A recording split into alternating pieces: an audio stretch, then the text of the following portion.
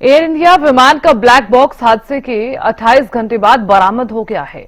अब इसके डाटा को एनालिसिस किया जाएगा और ये पता लगाया जाएगा कि हादसे की वजह क्या थी। दुनिया के किसी भी कोने में जब कोई विमान हादसा होता है तो एक खास स्टैंडर्ड ऑपरेटिंग प्रोसीजर का पालन किया जाता है।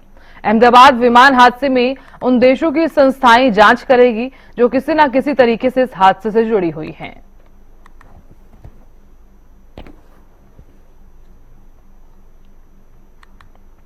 और खबर पर ज्यादा जानकारी के साथ हमारे संवाददाता अपराजिता श्री जुड़ गई हैं।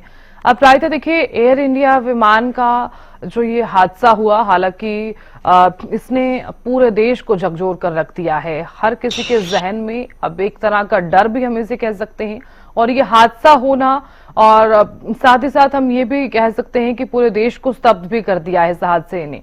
लेकिन अब एक बड़ा अपडेट यहां पर ये सामने आया है कि 28 घंटे बाद एक ब्लैक बॉक्स जो है वो बरामद हुआ है, और माना यह भी जा रहा है कि अपराजिता कि अब इसके डाटा को एनालिसिस किया जाएगा।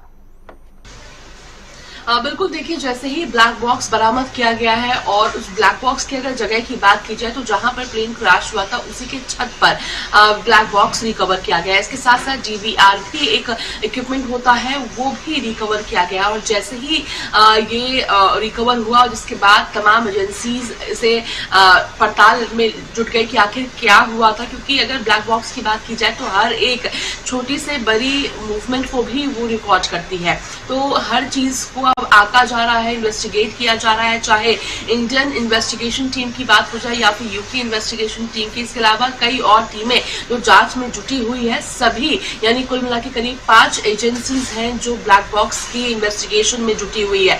जानने का प्रयास किया जा रहा है कि आखिर ये एक्सीडेंट, ये क्रैश हुआ कैसे था, टेक ऑफ के तुरंत बाद कैसे हो गया था, क्योंकि कहीं ना कहीं इतिहास में अगर बात की जाए तो संभवतः ये पहला ऐसा क्रैश है जिसमें टेक ऑफ के तुरंत बाद ही क्रैश हो गया हो। क्योंकि इससे पहले भी हमने कई बार देखा है कि क्रैश जरूर हुआ है, मगर या तो हवा में जब विमान होता है या फिर लैंडिंग से थोड़े समय पहले, यानी कुछ दूरी जब वो ट्रैवल कर चुका होता है प्लेन, जिसके बाद क्रैश होता है। मगर ये कहीं ना कहीं पहली बार ऐसा देखने को मिला है कि टेक ऑफ के तुरंत बाद ही इस तरह की परिस्थिति उत्पन्न हुई जिसके बाद क्रैश हो गया, वो भी रिहायशी जगहों पे क्रैश हुआ है। तो ये सवाल उठता है कि आखिर कैसे हो गया है और दोबारा ये कभी ना हो। इन चीजों को सुनिश्चित करने के लिए आवश्यक हो जाते हैं कि इनके पीछे का कारणों को जाना जाए, और साथ ही अगर कोई तकनीकी दिक्कतें थी या फिर किसी और की कोई गलती थी, तमाम चीजों का आंकना जरूरी हो जाता ताकि भविष्य में इस चीजों को दोहराया ना जाए।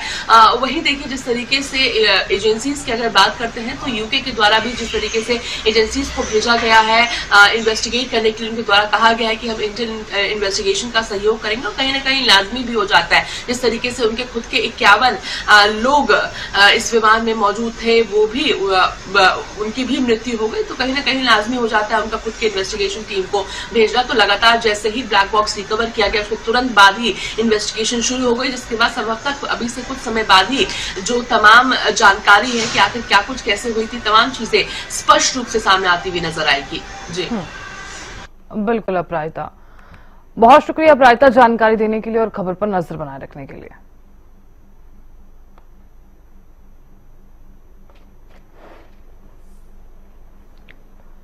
तो देखिए, डाटा के एनालिसिस से ये पता लगाया जाएगा कि हादसे का क्या कुछ कारण रहा।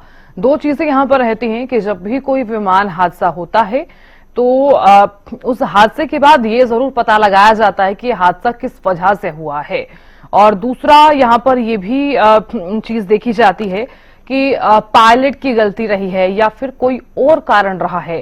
अक्सर आपने ये भी देखा होगा कि जब भी कोई हादसा होता है, जब भी कोई विमान हादसा होता है, तकनीकी खराबी भी एक कारण मानी जाती है।